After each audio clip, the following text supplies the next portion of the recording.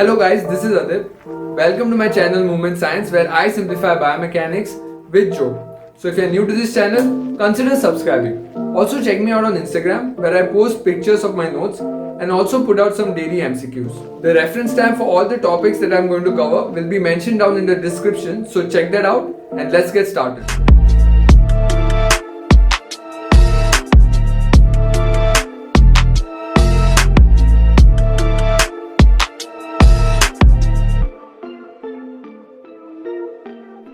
In this video, we are going to talk about the stair gait.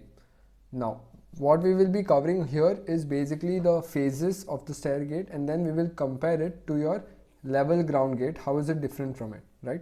So let's start with the topic. It's going to be a very short topic.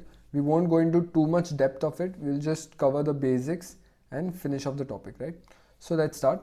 First, the phases. There is stance phase and swing phase, similar to your normal gait. Under stance phase, you have weight acceptance, pull up, forward continuance, foot clearance, and then foot placement. Okay, so first, weight acceptance, right? This is very similar to your heel strike, and it covers around 14%, which is then followed by pull up.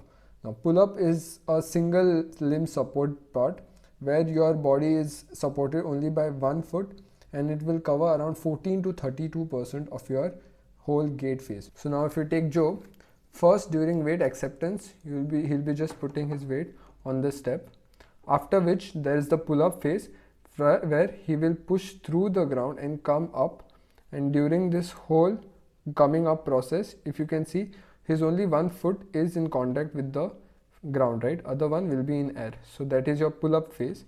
During the pull up phase, if you see, your hip, knee are like comparatively a lot flexed, and then they are pushing through the ground. So your one leg is in support, and that too you are pushing through the ground. So this is a very unstable part of the whole gait, where you are just pushing through your one foot, and this is especially more unstable, or the instability is even more during the start of your pull-up phase.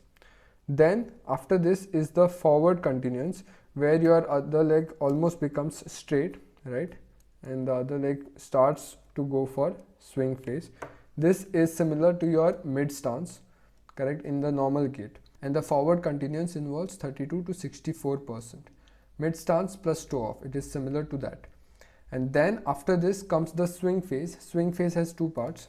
So once this foot has become straight, it will then go for the swinging side, right? So during the swinging, first when you are swinging, you have to clear the foot off the ground. So there is foot clearance, and then you have to place the foot on the ground, right? That is the foot placement, and then the whole gait cycle will repeat again. So that is over here, foot clearance around 80%, and then foot placement will have 80 to 100%. So that is your swing phase. So now that we have gotten a good gist of what are the phases, let's see how is it different from your normal gait. So first thing, the range of motion, or you can say the kinematics.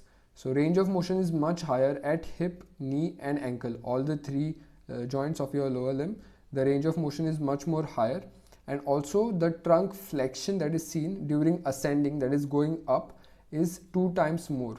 Okay, at the trunk the flexion is way more. Now if you want to know about the degrees exactly of range of motion, you can go check it out on Cynthia Norkins. They have given table wise format and given the ranges of each one, but that would be too much for this video, so I just thought I'll restrict to telling that the range of motion is higher and not go into the specifics of it. So now that we have spoken about the range of motion, let's move ahead and see what is the muscle activity.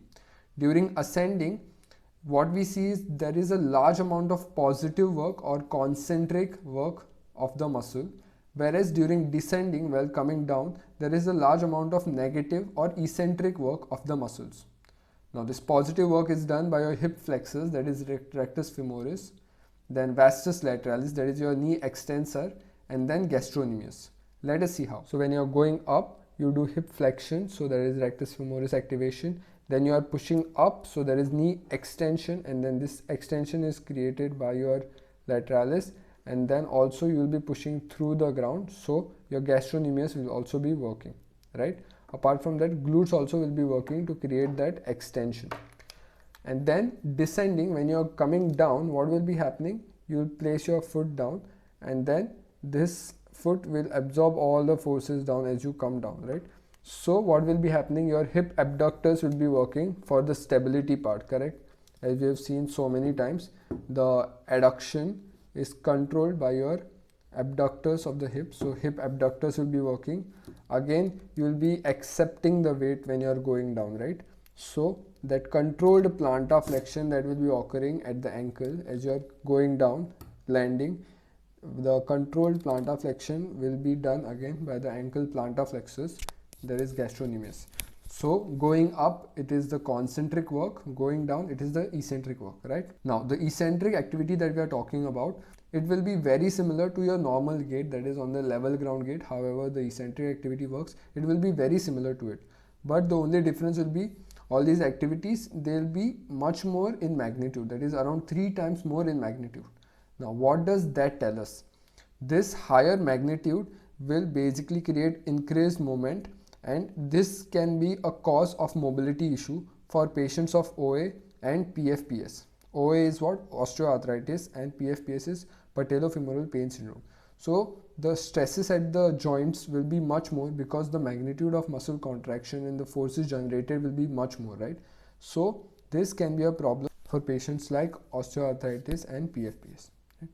So with that, we finish off this topic. What did we see? We saw the phases of stair gait. What was it? Stance phase and swing phase. In stance phase, we start off with weight acceptance. Then we push up, that is also known as a pull up. Then it is followed by your forward continuance. And under swing phase, we have foot clearance and foot placement, right? Then we saw how range of motion and your muscle activity is way higher in your stair gait. And this can create problems for patients with OA and PFPS when it comes to mobility, right? So with that, we finish off this topic. That's all for today, guys. Thank you for watching. If you like my video, please share it with your friends. Don't forget to hit that subscribe button and also like the video as it really helps me out. Also let me know in the comment section what other videos you would like me to cover. And see you soon in the next video.